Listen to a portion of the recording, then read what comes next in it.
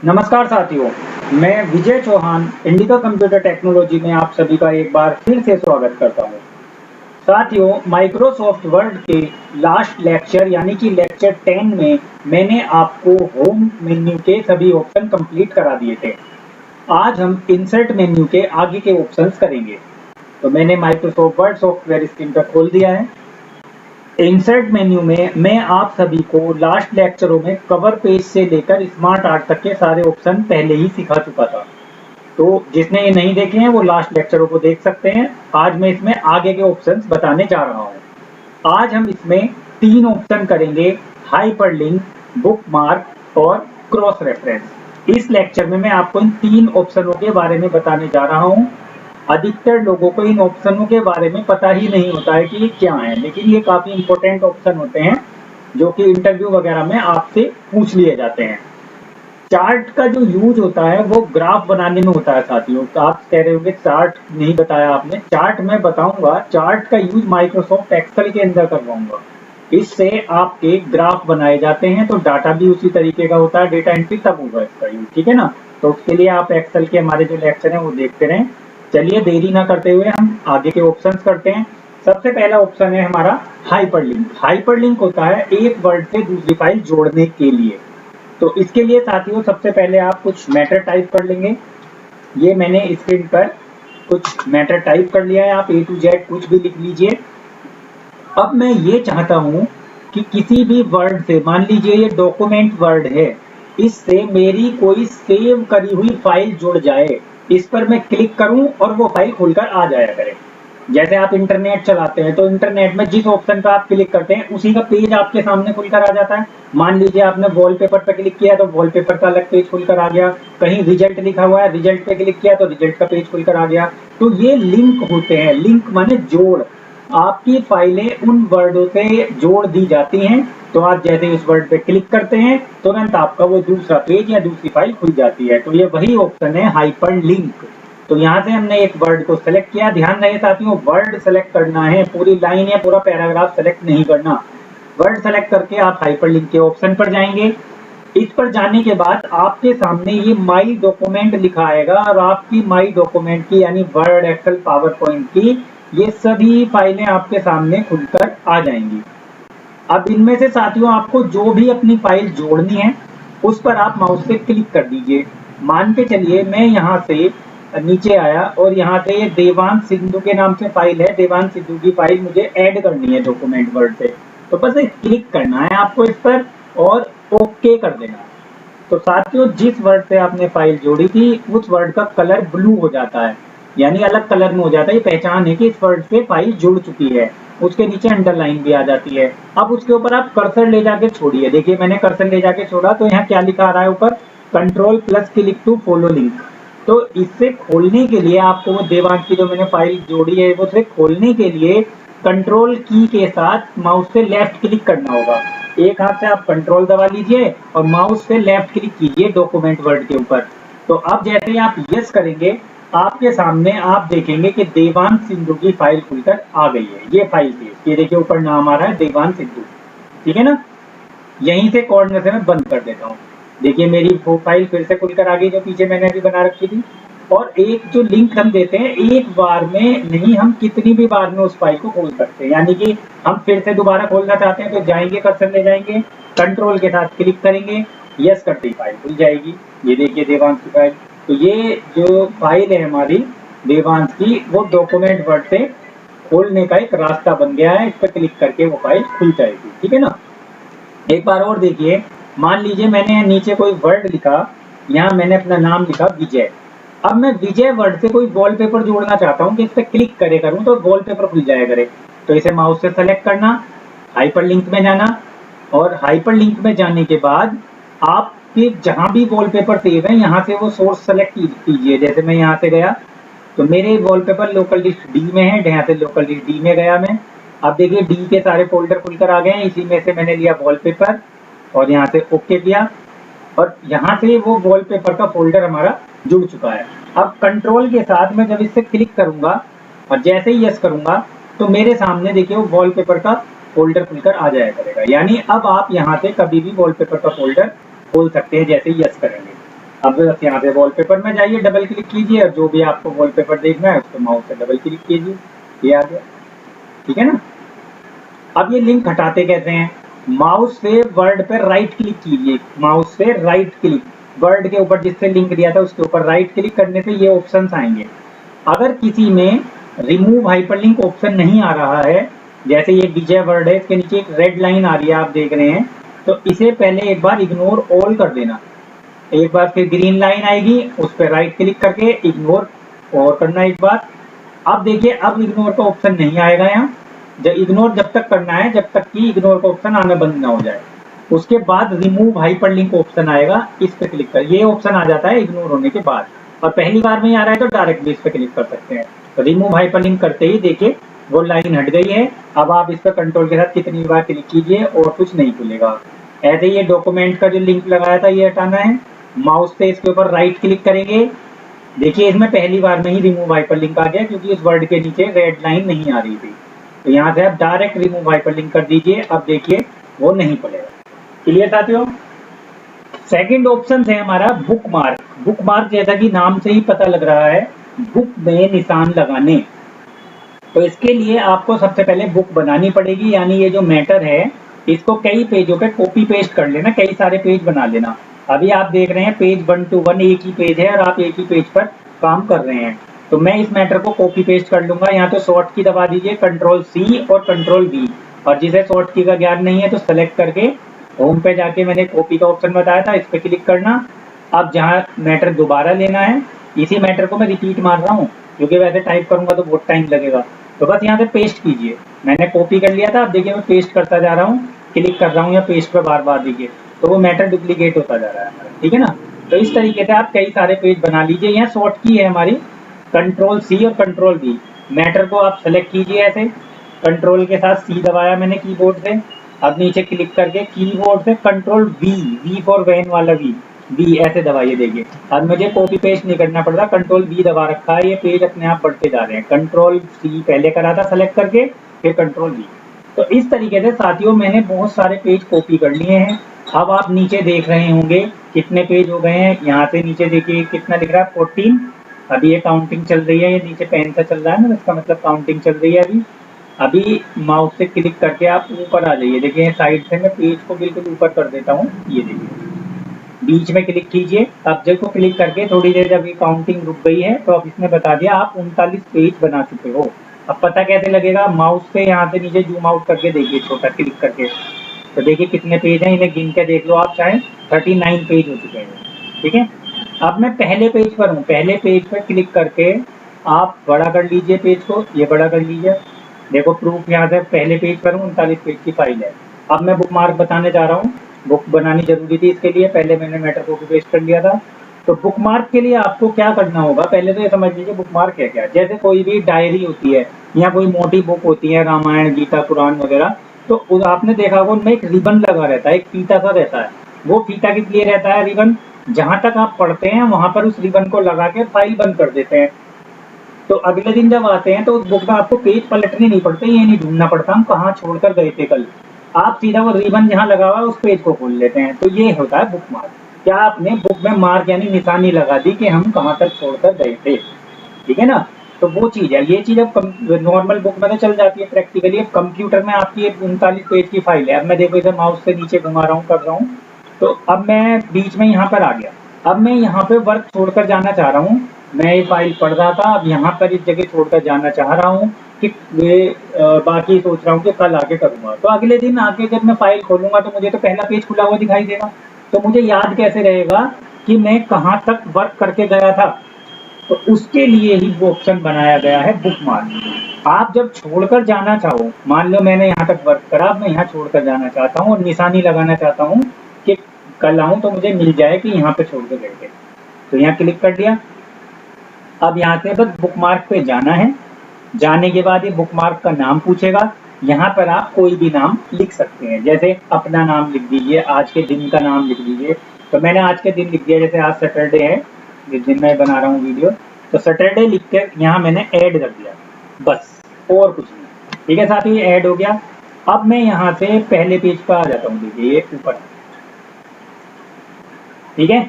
अब मैं कौन से पेज पर हूँ, यहाँ पे पेज नंबर 1 पे।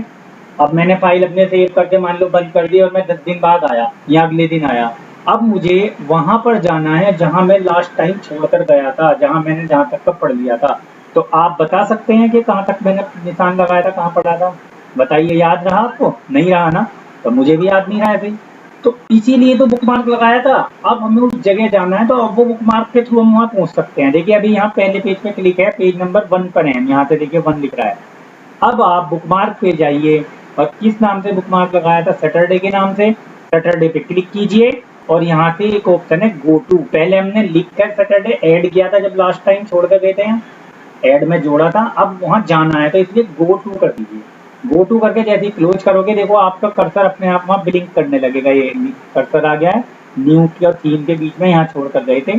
और ये कौन से पेज पर था? नीचे पेज अपने आप आ गया होगा 9 नंबर पे साइड, ठीक है ना? ये देखिए नीचे 9 लिख पा रहा है, 9। तो 9वें पेज पे यहाँ छोड़ दोगे। ऐसे ही मान लो कोई आपकी गाइड है, कोई बुक है, क्वेश्चन बैंक है, आप उसे पढ़ रहे हो, बीच में कहीं इंपॉर्टेंट क्वेश्चन दिखाई दिया कि ये इंपॉर्टेंट है एग्जाम के लिए। अब मैं इस पे इंपॉर्टेंट का निशान लगाना चाहता हूँ, नहीं तो फिर भूल जाऊंगा किस जगह था वो इंपॉर्टेंट। तो यहाँ क्लिक कीजिए, बुकमार्क पर जाइए। ध्यान रहे क्लिक पहले कर लेना उस जगह पर जहाँ बुकमार्क लगा रहे हो।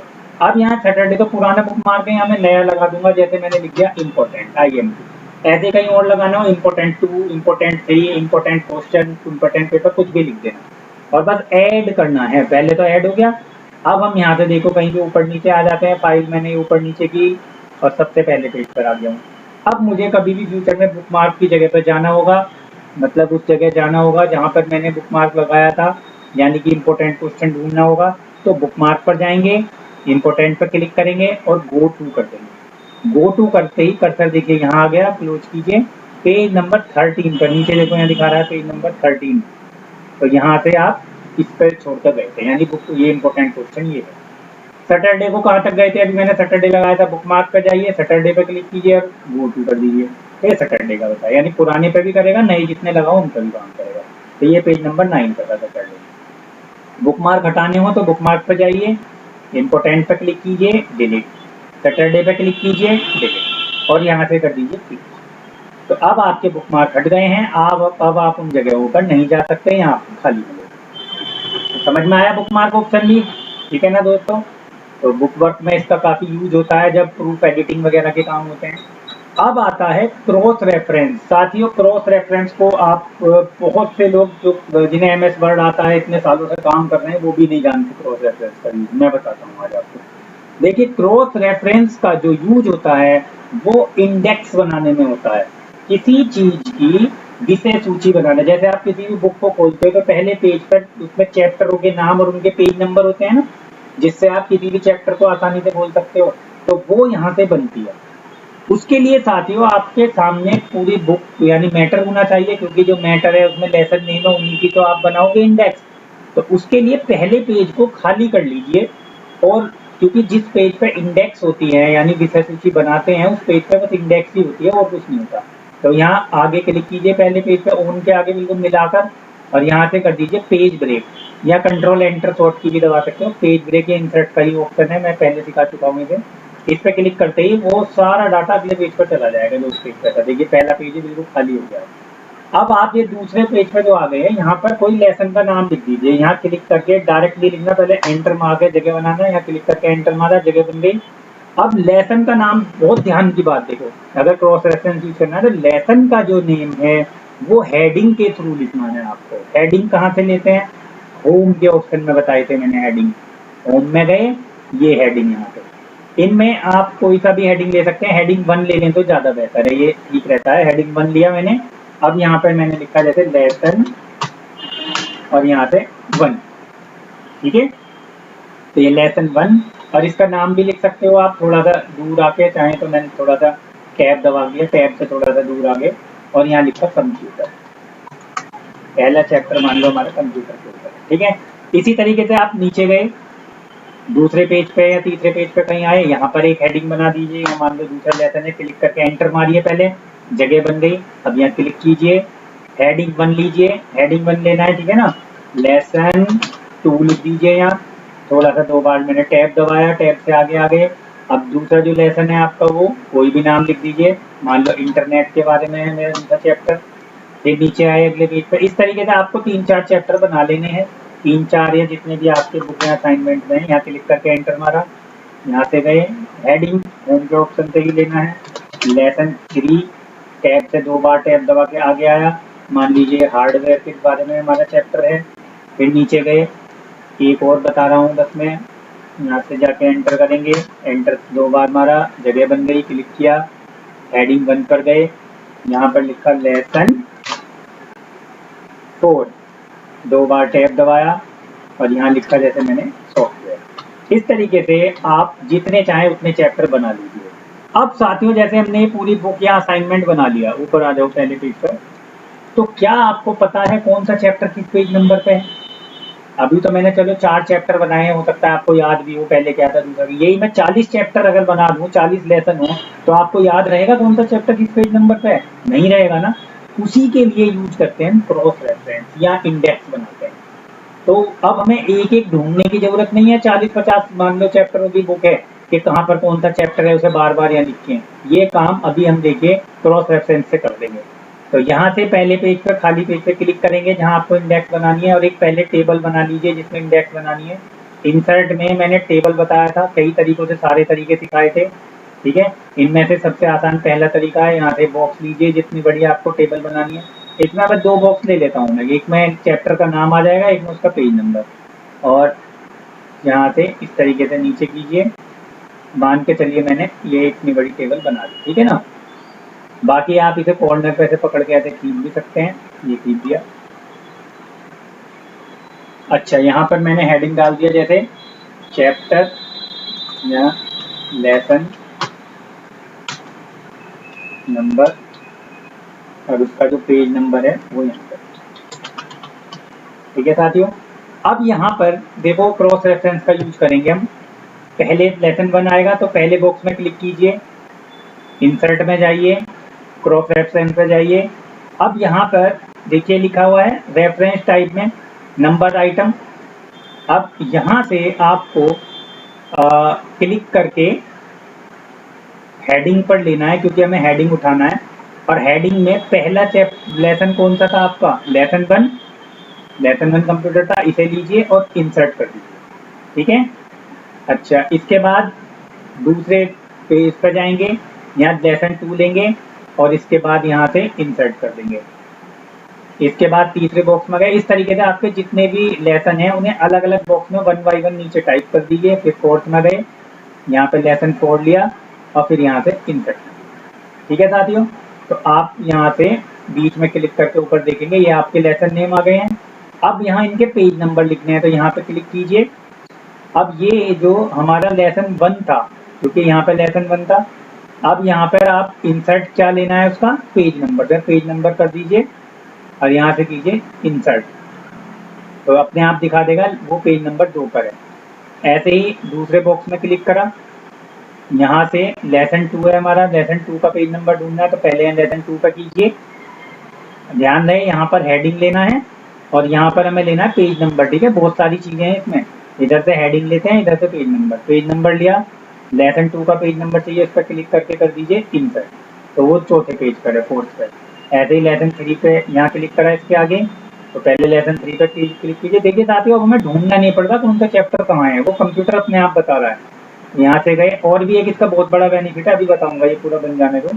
यहाँ पे वही पेज नंबर है हमारा, इंसर्ट, फिर यहाँ से लेसन 4 जो है इस पे गए, यहाँ क्लिक किया, पहले 4 पे क्लिक कर लेना, जिस पे क्लिक होगा उसी का पेज नंबर उसके सामने आ जाएगा। पेज नंबर यहाँ दे रखा है इंसर्ट। तो इस तरीके से साथियों ये तो बन गई हमारी इंडेक्स। बाकी हम इसको लाइन को ऐसे पकड़ के अपने हिसाब से छोटा बड़ा कर सकते हैं। ये मैटर है हमारा। होम पर गए, इनको थोड़ा आगे शिफ्ट करना है, यहाँ से इन ऑप्शन होते हैं, आगे शिफ्ट कर सकते हैं, पूरी टेबल हो रही है। या फिर इसके आगे क्लिक करके ऐसे स्पेस से ऐसे कर सकते हैं, ऐसे 2-3 बार स्पेस दे दिया, ठीक है। नहीं करना तो ऐसे रहने। साइज बढ़ाना हो उसको सेलेक्ट कर लीजिए और यहाँ होम में गए, यहाँ से साइज बढ़ा देंगे, ये गए, ठीक है ना साथियों, ये साइज बढ़ गया। अब ये कम जगह रह गई है, तो इस वाले बॉक्स को लेसन नंबर को बड़ा कर लो, पेज नंबर को, तो एक सीट में रहें तो ज़्यादा अच्छा है। इन हेडिंगों को सेलेक्ट किया, यहाँ से इनका साइज और अच्छा बना दिया।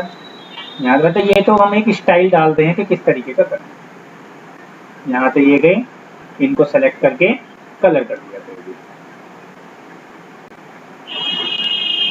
यस, तो ये तो बन गई हमारी इंडेक्स आती है कि कौन सा जो चैप्टर है वो किस पेज नंबर पर है। इसमें एक बेनिफिट और है, आपको जिस चैप्टर को भी पढ़ना है कंट्रोल के साथ उस पर क्लिक कर दीजिए, आप उस पेज पहुंच जाओगे। यानी कि जो मैंने इंसर्ट में अभी हाइपरलिंक ऑप्शन शुरू में बताया था वो ऑटोमेटिक इसमें हो जाता है। क्रॉस रेफरेंस का ये सबसे बड़ा बेनिफिट है। एक तो पेज नहीं ढूंढने पड़े आपको, कौन सा कहाँ है लेसन चैप्टर। मान लो 500 पेजों की कोई बुक है तो आप कहाँ तक ढूंढोगे 500 पेजों में कौन सा चैप्टर कहाँ है। तो आप सीधा हेडिंग के थ्रू उनके पेज नंबर उठा लेंगे, बहुत जल्दी बन जाएगी इंडेक्स आपकी।